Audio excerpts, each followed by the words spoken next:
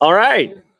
We are 1 minute before we are technically scheduled to go live, but we are here live from IT Nation in Orlando. And we are betting with the internet gods that this is going to go off without a hitch. So we decided to go live a little early. And I'm going to check on LinkedIn on my phone here and see if we actually are. The event will start soon. Wait for the host. So we might not be live yet.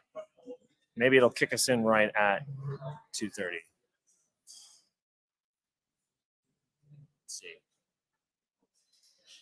Here we go. Yep. Hey, welcome, LinkedIn. We are now live from IT Nation in Orlando, Florida. My name is Jonathan Schofield. I am your host. This is Fireside Falcon, and this is my shameless excuse for hanging out with the coolest cats in the industry, friends of mine, peers, and talking nonsense, and hopefully you get some value out of that nonsense. Today, we have our special guest, Kris Shoemaker. Hey, Jonathan, how are you? My LinkedIn on my phone is now talking to me in my ear, so the volume on that needs to go away. We're good. It's always a risk for the technical difficulties. No, we're good. We're good. So Kris Shoemaker of Cavelo. That's right. All right. So I could introduce you, but you introduce yourself. Tell us a little bit about who you are, where you come from, and we'll go from there. All right. Thank you, Jonathan.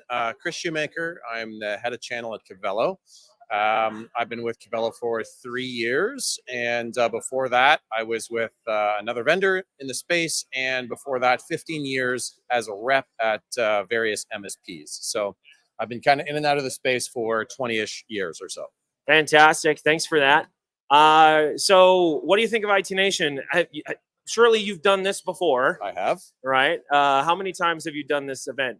Can you count them all? This would be my third. Your third. It's not too crazy. Sure. But experience nonetheless. Right. So for those of you who are watching who may not know, IT Nation, it's a very large industry-specific event where IT service providers, vendors, thought leaders, subject matter experts related to IT services, security, compliance, technology, they all congregate here in Orlando to talk all things in our space. Yeah. It's always 5,000 of our closest friends. Yeah, 5,000 of our closest friends, and here there are 2 of them here today.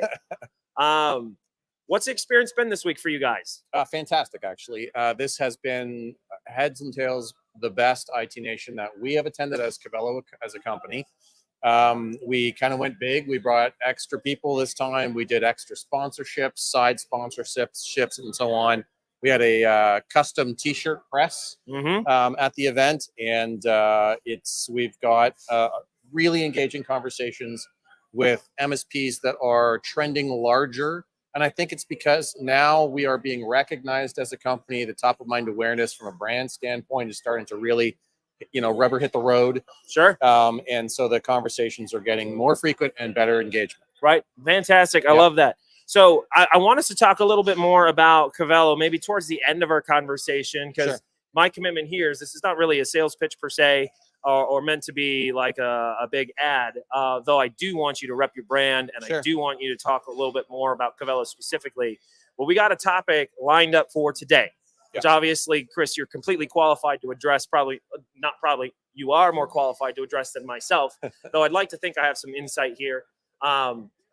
The name of today's session, if you were just scrolling through LinkedIn and you stumbled upon it, or if you said you were going to attend and that was like a week ago and you're like, I don't remember what this is all about.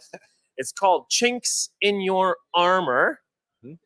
Why vulnerability management for MSPs is broken. Yeah. All right. That's a mouthful. It is. But it's true. Yeah. Well, there's a lot to unpack there. Yeah. So for those who we've got a pretty broad audience that are attending. If you're an IT service provider, hopefully this is going to be really meaningful to you. If you're not, and you're like, oh, I'm just here to learn and observe, let's start very, very high level. Sure. All right. We're going to explain it like you're talking to a 3-year-old. Like one of these ducks. Like one of these ducks. Oh, by the way, ducks, courtesy, not a sponsor, but helped. David, their CEO, chucked this at me on my way over here. And I said, if you're going to throw a duck at me, it's going to become a mini celebrity on our Fireside Falcon live stream. So thank you, David. And the ducks are cute as heck. This one has got glasses and like a little headset. Like oh, help. So he's like a support desk technician. He's a nerd. He's a nerd. Yeah. And they're all the same? Yeah. Yeah, they're all the same. Yeah. I love that. Anyway, not a sponsor, but they're cool people. So you're explaining it to this duck. Yes. What is vulnerability management for those who are new to this idea? Okay. So if I'm a managed service provider and I'm responsible for the safety and security of my customers' important stuff, I want to be doing regular inspection and investigation of where my customer may have vulnerabilities in their environment related to the devices that they use and the software that's installed on those devices. And there's some other extraneous things too, which we can get into, but I'm staying high level for now before we drill down. You're talking to the duck. Yep, talking to the duck. So will have a program as a managed service provider where I am doing regularly scheduled investigation of vulnerabilities and then a patch management program to try to do the fixing. Right. Okay. And that has been traditionally done by looking at what are called CVEs. These are ways to identify specific vulnerabilities and understand what that vulnerability is and then what to do about it. Mm-hmm.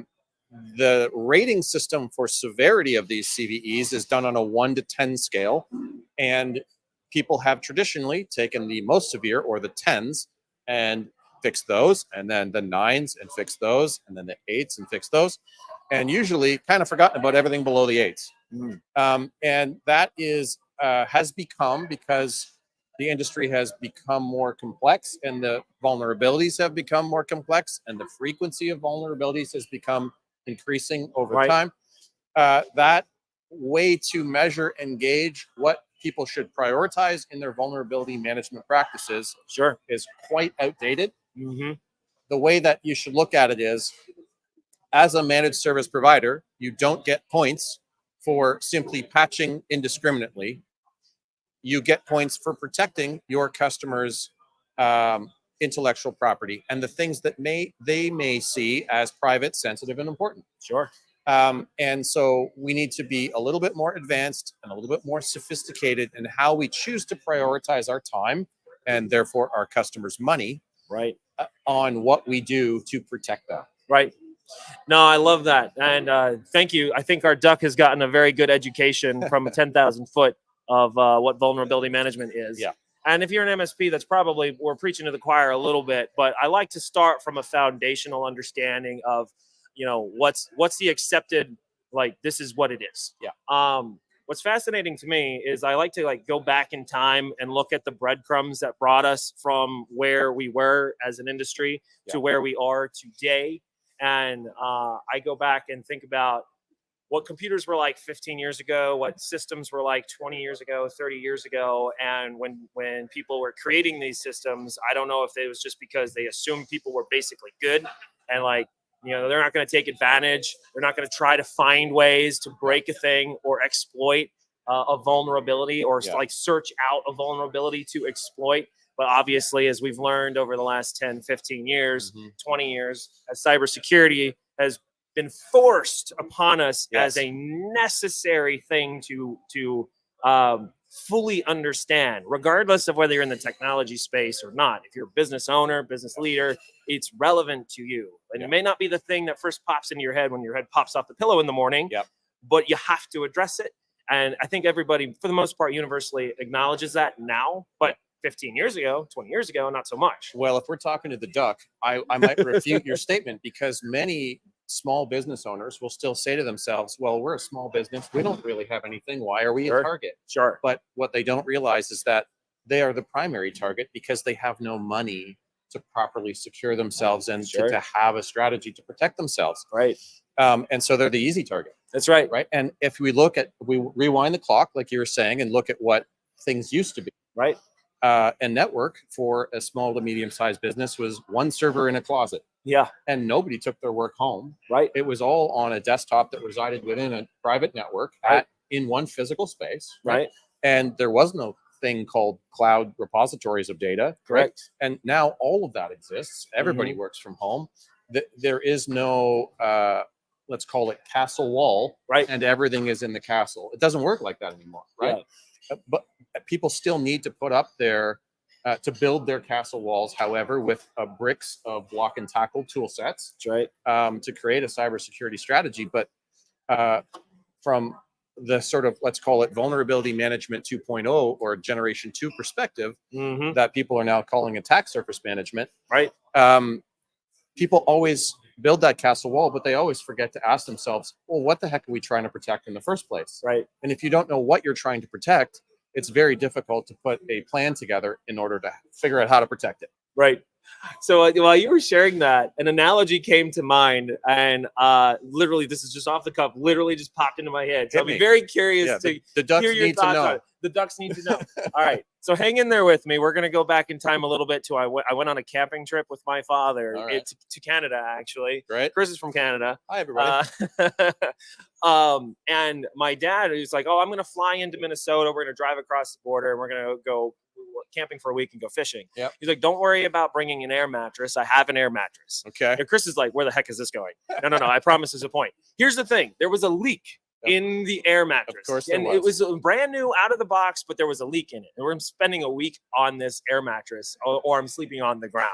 Right. So what did I do? So there's a vulnerability. I see where you're going. You see where I'm going. There's a vulnerability in my air mattress. So what did I try to do? I tried literally tried to patch my air mattress with duct tape. Okay. Now here's the problem. Like the materials don't jive well. Duct tape on like a rubber. Yeah. So I would fill it up as much as I possibly could, get the material nice and taut. And I would take the duct tape and stretch it across that tiny little leak. I identified where the vulnerability was. I literally patched the vulnerability. Yep. And then when I would, of course, my weight, I'm not a small person. When I'd lay down on it, there would be pressure pushing on it. And then the air would inevitably find a way out of the duct tape.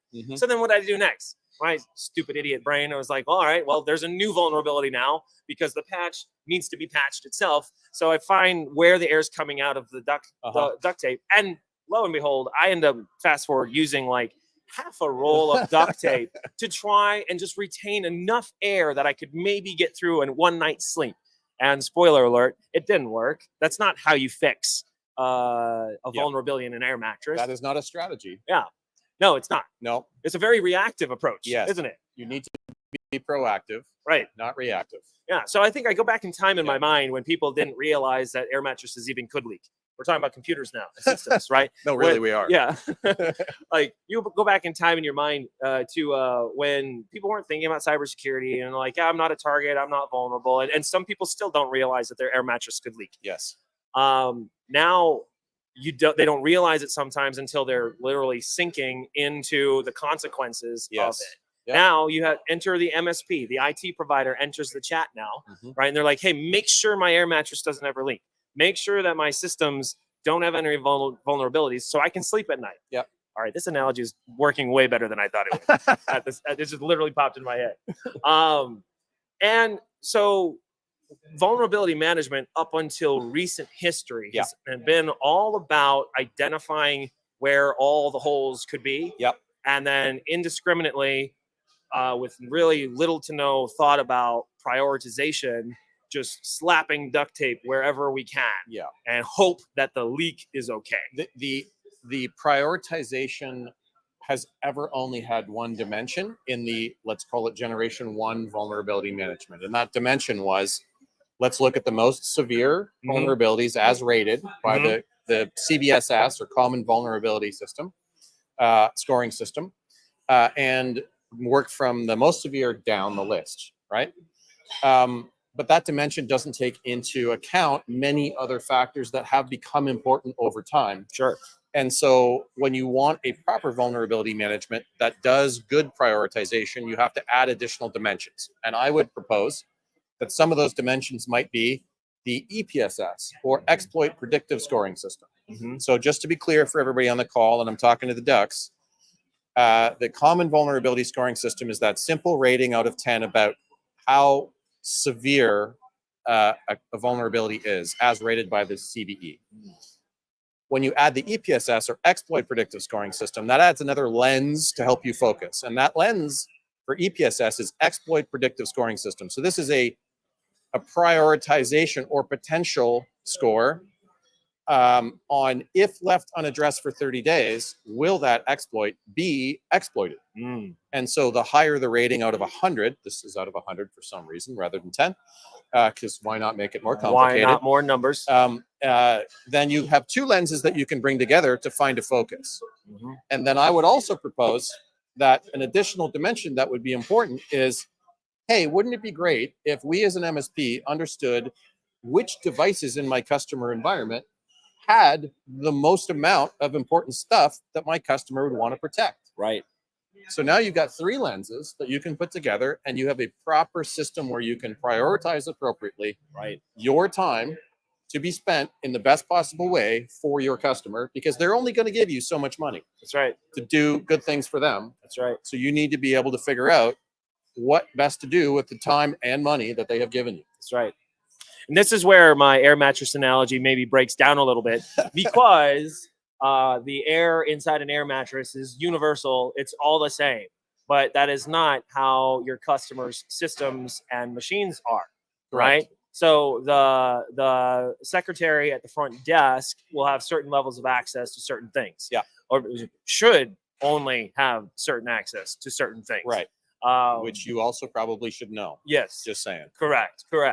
The CEO, on the other hand, has different types of access, and on his machine and the systems he can access, much different, right? So that's like an air mattress with multiple compartments, and like the pillow part of your air mattress that's inflated separately is less, or at least in Canada, it would have been less important to me than actually an air mattress. So I could have lived without the inflatable pillow, but like if I could have at least had the main mattress. Anyways, not a perfect analogy. None of them are. It's working. But okay, so that's what you're positing, is that modern day vulnerability management that MSPs are attempting to like grapple with is broken. That's a statement we made with the subtitle of this. We're saying it's broken. Now, there's a lot of solutions out there and a lot of ways that MSPs are trying to address this problem. And you're boldly saying it's broken. So you gave a little context and color to it just now, but I'd like to dig a little bit deeper. Like, what's your message to that IT provider that is using something? It could be an industry-leading application, well-loved and respected in the community, and they feel like I'm doing the best I can, and they're hearing you say, no, that's broken. What's your message to them right now? So it's really just change your orientation of what you're actually finding as the most important thing, right? So traditionally, people have been looking for the vulnerabilities as the most important thing, right?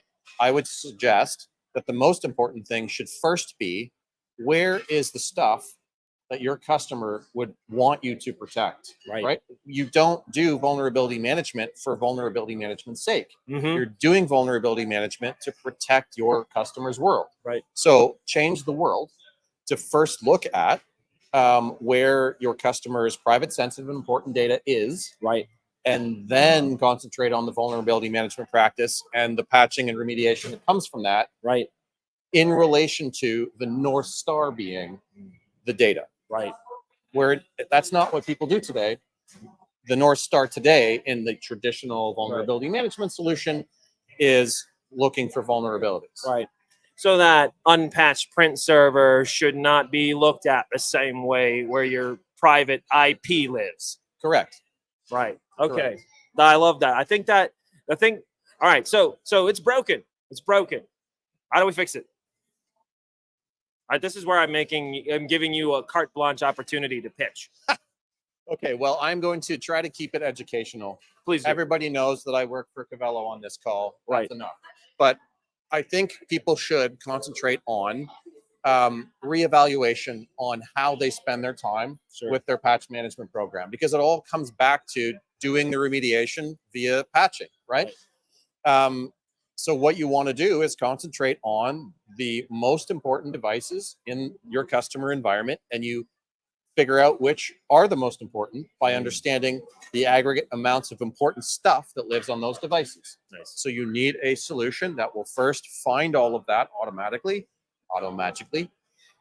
and understand which users in that customer environment have access to that important stuff that you have automatically found, and figure out what they've been doing with the access, with the permissions that they've been granted. Sure. To understand if the permissioning that's in place is good or bad, because sometimes Steve in shipping shouldn't have access to the finance server, because why should Steve? Why should Steve? Well, that happens all the time. It does. And if you can't see it, you can't figure out how to protect it. So it's all about visibility and insights to give yourself the knowledge to make proper decisions about how to prioritize your time. And then, of course, you are going to look for vulnerabilities, but you're going to concentrate on doing it on the machines that count the most first. Sure. Right? Sure. Because you've only got so much time. So spend the time wisely, because then you'll look like a magician to your customer. Correct. I love that. I love that. This is really great. How are we doing for time? All right. So we're doing all right. We're doing all right. So we've addressed that vulnerability management is broken. Yeah. And you're positing that the way to fix it is to understand, to gain that visibility. Yep. So that you can understand what is most important. Yep. And now it informs your patching. Exactly right. Okay. It all starts with and shakes out from finding all of the stuff that's important to your customer, because that's all they care about. And really, that's why they're paying you. Right. So just reorient your practices to focus on the stuff that your customer cares about. It's kind of business 101, but nobody has really thought about it in that simplistic a way. Sure. Because everybody has sort of got blinders on and doing what they've always done. Right. That's human experience. Right. We don't like change. Right. But we kind of have to now, because the severity and frequency of what's coming out in the wild is much, much worse than it ever has been. Right. And it's going to get no better. Right. So we need to keep up with the times. And I will suggest that for most MSPs, if they do this, it will make a very large differentiating factor against the competition in the geographical areas that they do business. And you will stand out compared to your competitors, because your competitors still have their head in the sand and are doing it the way they've always done it. So I want to put a pin in another thread that we could pull on. So I'll say what the title of that thread is, so that we can come back and pull on it if we have time and if we want to. But you just said a thing that, like, hey, this gives you a competitive advantage, additional value that your competitors in your market are not doing, and your customers are going to care. The thread that I want to maybe pull on is, do the customers care? Do they know that they could? How can, if I have this competitive advantage, articulate that? Because you had just said earlier that maybe not everybody does realize that cybersecurity is like our work isn't done educating the mid-market and SMBs that you're a target.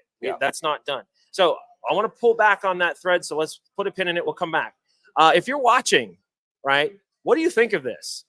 Drop something in the comments. Challenge us. Say, oh no, I like what you're saying, or I don't like what you're saying, and here's why.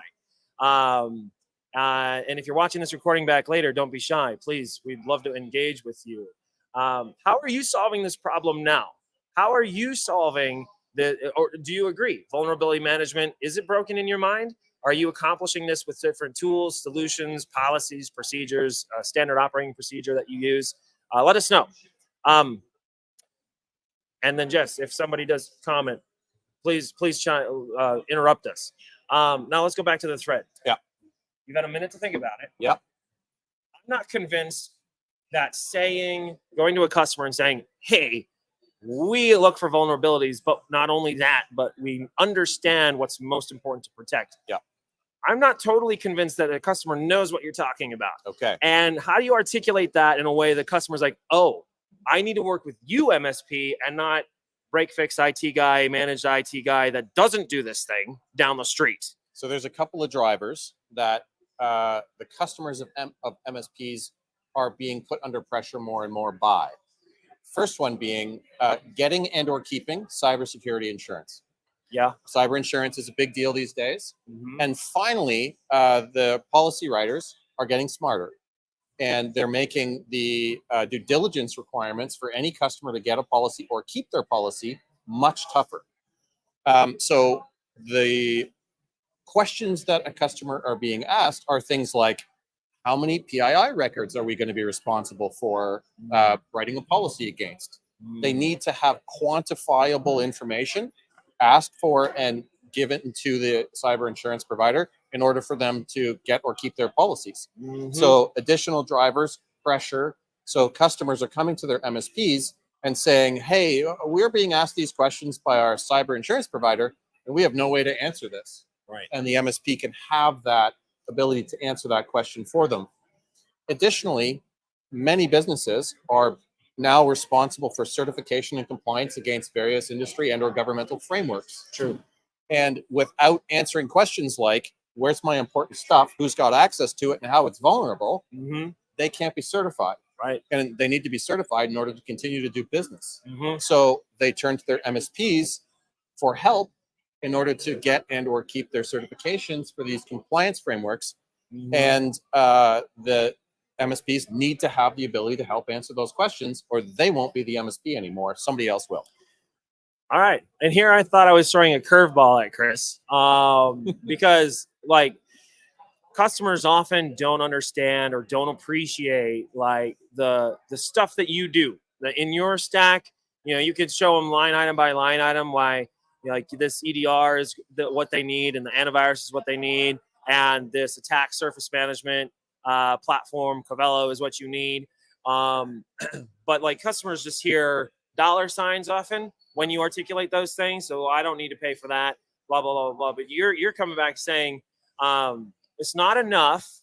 It's not enough to say that we patch for vulnerabilities, we scan for vulnerabilities, and we patch for vulnerabilities. It's like, you one day you could wake up in a battle with your insurance provider, either your ability to have or get a policy, maintain a policy, or even worse, get contested in a claim against your policy where you really need, when you need it to work the most, you're going to need to be able to provide evidence that we've done everything we can, and we weren't just scanning, we weren't just indiscriminately patching based on, you know, the 10 rank, the out of 10 rank. But we went a step further. We knew exactly what was most critical, and we prioritized with every ounce of effort to make sure that the most critical systems, most critical data was protected. And now your insurance provider has no choice but to be like, yeah, we have to write them this policy. We have to honor this claim, et cetera, et cetera. Correct. Yes. And so what you want to do as an MSP is put yourself and your customers, by extension, in the position to be in a proactive state. And what I mean by that is you don't want to not know during a cyber incident what's going on. What you have wanted to do previous to a cyber incident is to have the insights and the visibility into the world that is the customer environment, and have taken ongoing proactive remediation steps to do data hygiene things, and to lessen the permissions that are happening in that environment in order to prevent a cyber incident or lessen its severity if it does happen. And so if you're not the MSP that is doing that for your customer, somebody else will be. And so as I was hearing you say these things, what came to mind is I could see an IT provider saying, well, that's okay, we have a SIEM for that, or a SIM, like, but also good, but reactive. Reactive. So, and not only is it reactive, but and correct me if I'm wrong, or somebody who knows SIEM better than I do, typically that's just event monitoring and event logging, and then alerting based on those events. It is not necessarily telling you what the threat actor is trying to do or what they're going after. But if you've done the work to identify what is most critical, what data, what PII and IP needs most to be protected, now when you do get alerted and you're like, I know exactly why they're going after that server. I know exactly why they're going after those workstations, because I know what's on them. I know what's valuable there. Am I off base here? No, you're good. So basically, I'm going to try an analogy here. So think about I hate analogies. Yes, you do. Think about a house. Okay. In a house, in a perfect world, if you've got your house in order, drawing a parallel here, what you don't want is to leave your valuables scattered around every room in the house. Sure. Right? You want to collect those valuables into as small a footprint as possible and hopefully put it behind a locked door. Right. Okay. So if a bad actor enters a window in your house, they can look around and hopefully find not much of anything that is of value to them and Sure. will leave and go down the street and find a house that isn't in order. Right. And doesn't have their data hygiene in place. Sure. Right. So that is what you want to be able to have the opportunity to do, is find your valuables and get them from out in the open. Right. That's right. And have that over time on a schedule of your choosing, so that you're not running around with your hair on fire during a security incident. Right. Right. That's a great analogy, because, you know, you think most burglary, break and entry burglary situations, they're going for the quick, easy, most direct path to the valuable stuff. Right. So some people are like, oh, why did they take, you know, the cash in the drawer and they didn't try to take the TV off the wall? It's like, well, because they only had a brief amount of time and it was right there. It was easy and obvious. And here's the value, grab it and go. But if they have to really hunt for it, you've really protected what's most valuable. Yeah. They're gonna, even if they get into something, they're like, this is a waste of my time. Right. I'm gonna go down to the next where they don't know where their valuables all are, and maybe they've got cash scattered out and jewelry that's easily accessible, et cetera. So I love that analogy. Yeah, and I would add to that by saying that people think that malicious actors are intentionally targeting things, and that's not the case anymore. It's a numbers game. Right. So they just put their series of bots out in the world and try to check all the windows and doors. Right. And when they can get in and find something, that's what counts. Again, it's a numbers game and it's low percentages, but there's enough there for them to win. Right. So they keep doing it. That's right. So as long as your house is in order, right, they'll move on to the next house. Get your house in order. Yeah. I love that. Well, so I think we're about wrapping up here. This has been fantastic, Kris. If you're watching this back later, if you're still hanging out with us, we're super grateful that you're here and engaging with this content with us. Hopefully you found it meaningful. I'm going to wrap up by first letting you kind of share a little bit more about Cavelo itself. Okay. Right? Why, if you made it this far in this conversation, you might want to consider talking to these guys. So why don't you take it from there? Sure. I'm not going to be too sales pitchy, but I'll give you the high level. Cavelo's designed for MSPs from day one. It's multi-tenanted, SSO enabled, multi-factor authentication. There's even RBAC controls for your own internal needs as an MSP. We are designed to first find all the assets in your customer environment so that we then know everything that we need to scan for vulnerabilities, scan for data, automatically classify it by PII types, and then identify which users in that environment have, through the permissions they've been granted, accessing the most important things in your customer's world. And we give you as the MSP the opportunity to monetize that, create new forms of recurring monthly revenue in order to add to your business's revenue generation, and be able to be proactive in your space with your customers in QBR meetings, as a for instance, to bring them information that will make you look like a magician and have you stand out from the other competitors that might be able to service them as well. I love that. Thank you so much for sharing that. So Kris has been our guest on Fireside Falcon. My name's Jonathan Schofield, your host. I'm the founder of Channel Falcon, and we help MSPs find their next customer. So don't be shy. Reach out to us. Reach out to Kris. Kris, been such a pleasure having you here. Thanks for having me. And it's a rare treat being able to do this in person. And live. And live. At an event. So thank you so much. We're going to wrap up here, and we'll catch you on the next Fireside Falcon. Stay tuned for that. Thanks, everybody. Hey.